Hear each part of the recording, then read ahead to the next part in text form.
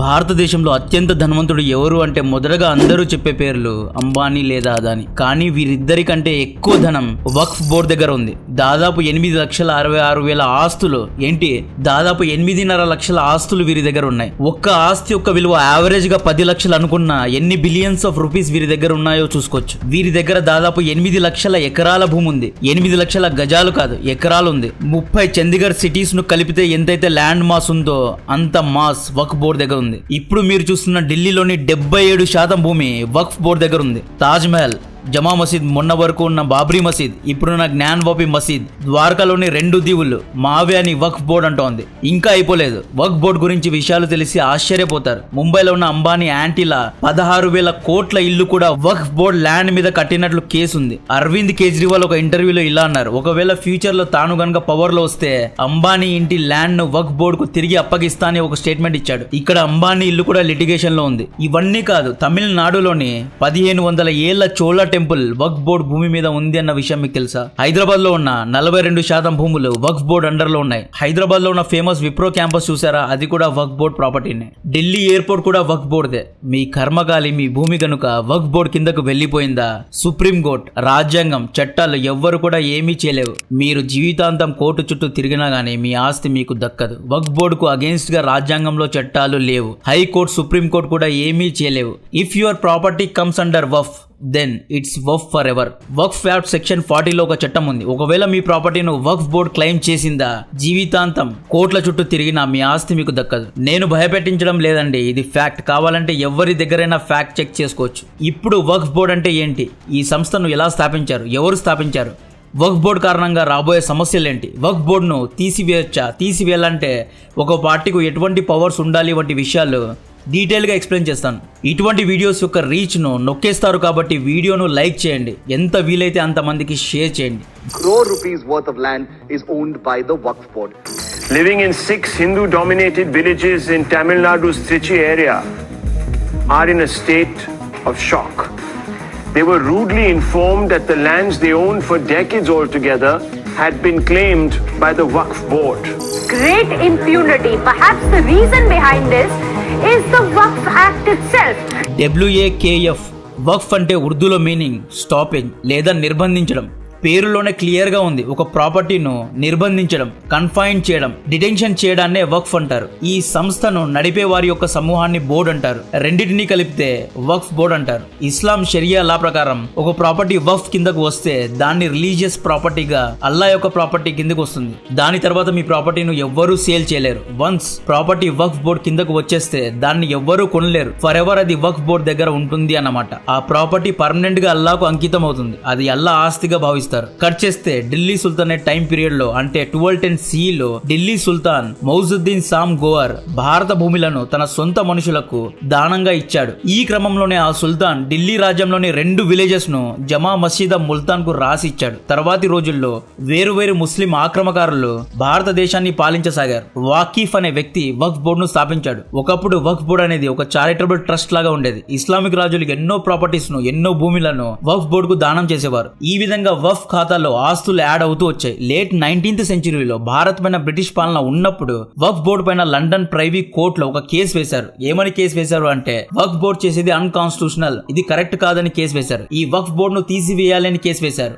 4 జడ్జీల bench ఈ కేసును విని వక్ఫ్ బోర్డును ఇన్వాలిడ్ గా ధృవీకరించి ఒక తీర్పు ఇవ్వడం జరిగింది. బట్ ఈ తీర్పును అప్పటి కంబైన్డ్ ఇండియాలో ఉన్న ముస్లింస్ ఒప్పుకోలేదు. ముసల్మాన్ వక్ఫ్ వాలిడేటింగ్ యాక్ట్ ఆఫ్ 1913 అనే చట్టం వక్ఫ్ బోర్డును కాపాడింది. బ్రిటిష్ మన పైన ఆక్రమణ చేసింది కాబట్టి అప్పట్లో హిందూస్, ముస్లింస్ ఇద్దరు బ్రిటిష్ కు అగేన్స్ట్ గా ఉండేవారు కాబట్టి ఆబ్వియస్ గా ఆ సమయంలో బ్రిటిష్ తీర్పును ఎవరు యాక్సెప్ట్ చేయలేరు. సో ఈ విధంగా వక్ఫ్ బోర్డు 1947 వరకు కొనసాగింది. 1947 పార్టీషన్ తర్వాత హిందూ, ముస్లింస్, సిఖ్స్ ఇలా చాలా మంది పాకిస్తాన్ నుండి ఇండియాకు వచ్చారు. వీళ్ళు ఇండియాకు వచ్చినప్పుడు పాకిస్తాన్లో ఉన్న వారి యొక్క ప్రాపర్టీస్ను, వారి యొక్క ఇళ్లను, వారి యొక్క షాపుల పైన పాక్ ప్రభుత్వం అధికారం తీసుకుంది. అంటే పాక్ ప్రభుత్వం వారి యొక్క భూములను తీసుకుంది అన్నమాట. At the same time India నుండి కూడా కొంతమంది ముస్లిమ్స్ పాకిస్తాన్కు వెళ్లారు. వాళ్ళ యొక్క ఇళ్లను ఇండియన్ గవర్నమెంట్ తీసుకోవాలి కదా, కానీ ఇండియన్ గవర్నమెంట్ తీసుకోలేదు.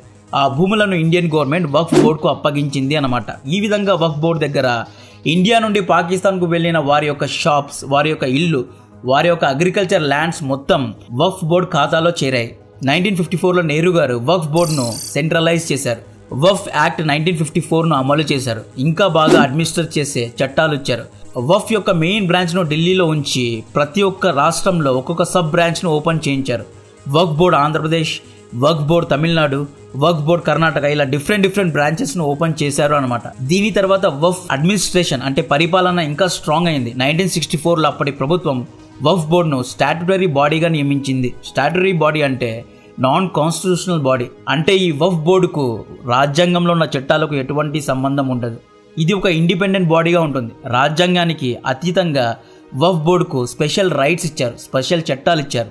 దీన్ని సింపుల్గా ఎక్స్ప్లెయిన్ చేస్తే హిందూ టెంపుల్స్ ఉన్నాయి, దీన్ని ప్రభుత్వం కంట్రోల్ చేస్తుంది. ప్రభుత్వం కంట్రోల్ చేయడం అంటే మన రాజ్యాంగం యొక్క చట్టాలు కంట్రోల్ చేస్తాయి అన్నమాట. టెంపుల్స్లో ఏదైనా లిటిగేషన్స్ వస్తే ఫస్ట్ డిస్ట్రిక్ట్ కోర్ట్, ఆ తర్వాత హైకోర్టు, ఆ తర్వాత సుప్రీం కోర్ట్ ఇన్వాల్వ్ అవుతాయి. కానీ వక్ఫ్ బోర్డ్ ఒక సపరేట్ బాడీ, దీన్ని ప్రభుత్వం కంట్రోల్ చేయదు, సుప్రీం కోర్ట్ కంట్రోల్ చేయదు. అందుకే ఇంతకుముందు చెప్పా కదా, మీ ఆస్తి ఒకవేళ గనుక కర్మకాలి వక్ఫ్ బోర్డ్ కిందకు వచ్చిందా, మీరు జీవితాంతం కోట్ల చుట్టూ తిరిగినా మీ ఆస్తి మీకు దక్కదు. 1991లో తీసుకొచ్చిన ప్లేసెస్ ఆఫ్ వర్షిప్ యాక్ట్ వక్ఫ్ యొక్క శక్తిని రెట్టింపు చేసి పడేసింది. 1991 ప్లేసెస్ ఆఫ్ వర్షిప్ యాక్ట్ ఏమంటుంది అంటే 1947 ఆగస్ట్ 15 కంటే ముందు హిందూ టెంపుల్ని కూల్చి మసీద్గా మార్చారు అనుకోండి, అటువంటి మసీద్ను తిరిగి టెంపుల్గా మార్చే హక్కు ఈ చట్టం ఇవ్వదు. అంటే అది మసీద్ లాగానే ఉండిపోవాలి. 1947 కంటే ముందు ఒక చర్చ్ను కూల్చి గురుద్వారాగా మార్చారు అనుకోండి, అటువంటి గురుద్వారాలను కూడా చర్చ్ లాగా తిరిగి మార్చకూడదు అని చట్టం అంటుంది. ఈ యాక్ట్లో బాబ్రీ మసీద్ మరియు హిస్టారికల్ టెంపుల్స్ను మినహాయించారు.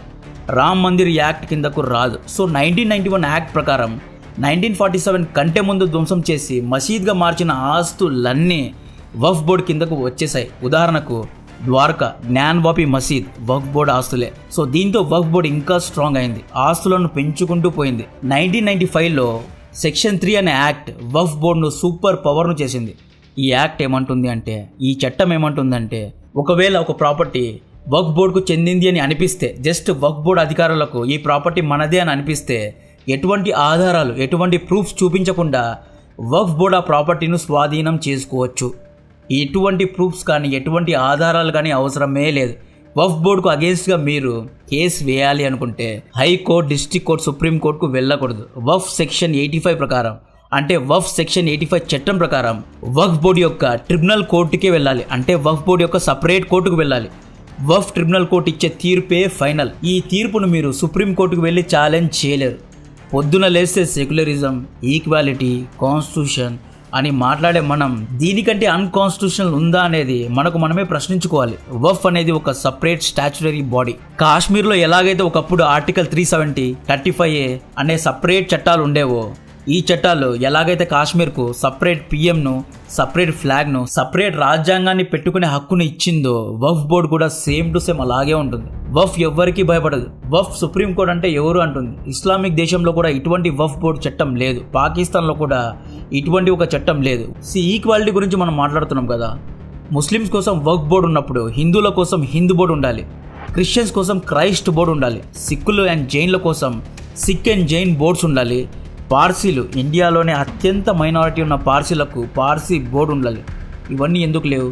1947 నుండి 2014 వరకు ఎక్కువ కాంగ్రెస్ పాలన ఉండేది. 2014 నుండి 2024 వరకు బీజేపీ పాలన ఉంది. ఈ ఇద్దరు నాయకులకు వక్ఫ్ బోర్డు చేస్తున్న అన్కాన్స్టిట్యూషనల్ పద్ధతులు గుర్తుకు రాలేదా? ఎందుకని ఎవ్వరూ దీని గురించి మాట్లాడడం లేదు? ఎందుకంటే వక్ఫ్ బోర్డ్ అనేది చాలా పవర్ఫుల్ కాబట్టి. సుప్రీం కోర్టును చూసి పెద్ద పెద్ద నాయకులు భయపడతారు. అటువంటిది ఎందుకని ఇంతవరకు ఎవ్వరు వక్ఫ్ బోర్డు గురించి మాట్లాడరు? రీసెంట్గా తమిళనాడు రాష్ట్రానికి చెందిన ఒక హిందూ ఫార్మర్ తన కూతురి పెళ్లి కోసం తన భూమిని అమ్మడానికి రిజిస్టర్ ఆఫీస్కు వెళ్ళాడు. రిజిస్టర్ ఆఫీస్ అధికారి, నువ్వు ఈ భూమిని అమ్మలేవు, ఇది వక్ఫ్ బోర్డుకు చెందిన ప్రాపర్టీ అన్నాడు. షాక్ అయిపోయిన ఆ ఫార్మర్ కోర్టుకు వెళ్ళాడు. కోర్టు అధికారి, ఇది వక్ఫ్ బోర్డు సంబంధించిన ల్యాండ్, లిటిగేషన్ ల్యాండ్, నువ్వు వక్ఫ్ బోర్డు యొక్క సపరేట్ ట్రిబ్యునల్ కోర్టుకు మాత్రమే వెళ్ళాలి అన్నాడు. ఆ రైతు ఏమీ చేయలేక వక్ఫ్ ట్రిబ్యునల్ కోర్టుకు వెళ్ళి విచారిస్తే అప్పుడు వక్ఫ్ కోర్టు ఏమనింది, ఇది అల్లా భూమి, దీన్ని నువ్వు అమ్మలేవు అంది. వక్ఫ్ చట్టం ప్రకారం ఇది మా భూమి అని తీర్పిచ్చారు. బాధతో ఆ రైతు ఏమీ చేయలేక, ఎవ్వరి సహాయం అడగాలో తెలియక మీడియా ముందు మొరపెట్టుకున్నాడు. ఎందుకంటే వక్ఫ్ ట్రిబ్యునల్ కోర్టు డిసిషన్ను సుప్రీం కోర్టులో ఛాలెంజ్ చేయలేం కాబట్టి.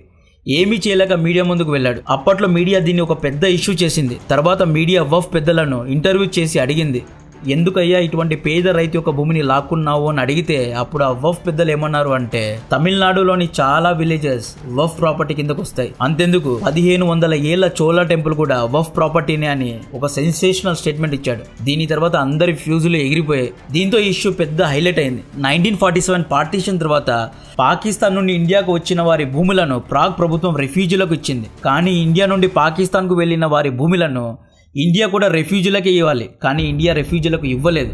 రెఫ్యూజీలు అంటే పాక్ నుండి ఇండియాకు వచ్చిన ముస్లిం శరణార్థులకు ఇవ్వలేదు, వక్ఫ్ బోర్డుకు ఇచ్చింది. వక్ఫ్ బోర్డు కారణంగా హిందువులు ఒకటే కాదు ముస్లిమ్స్ కూడా నష్టపోయారు. ఇది హిందూ క్రిస్టియన్ సిక్కుల సమస్య కాదు, ముస్లిమ్స్ కూడా ఎన్నో ఎకరాల భూములను వక్ఫ్ బోర్డుకు ఇచ్చేశారు. ఉదాహరణకు వక్ఫ్ బోర్డు పెద్దలకు అస్లాం అనే వ్యక్తితో శత్రుత్వం ఉంది. ఆ పెద్ద ఏం చేస్తాడు, అస్లాం యొక్క షాప్ ను వక్ఫ్ బోర్డుకు రాసిస్తాడు. అప్పుడు అస్లాం ఏం చేయగలడు, ఏమీ చేయలేడు. కోర్టుకు వెళ్ళలేడు, సుప్రీం కోర్టుకు వెళ్ళలేడు, వక్ఫ్ బోర్డు ట్రిబ్యునల్ కోర్టుకు వెళ్ళాలి. వక్ఫ్ బోర్డు పెద్దలందరూ ఒక్కరే కాబట్టి అస్లాంకు అగేన్స్ట్గా తీర్పు వస్తుంది.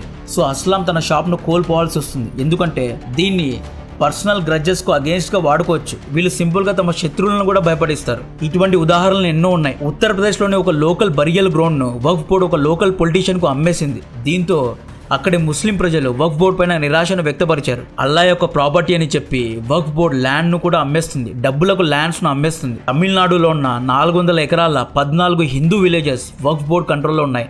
అండ్ 1500 ఏళ్ల చోళా టెంపుల్ ల్యాండ్ ను వక్ఫ్ బోర్డు మా ప్రాపర్టీ అంటుంది.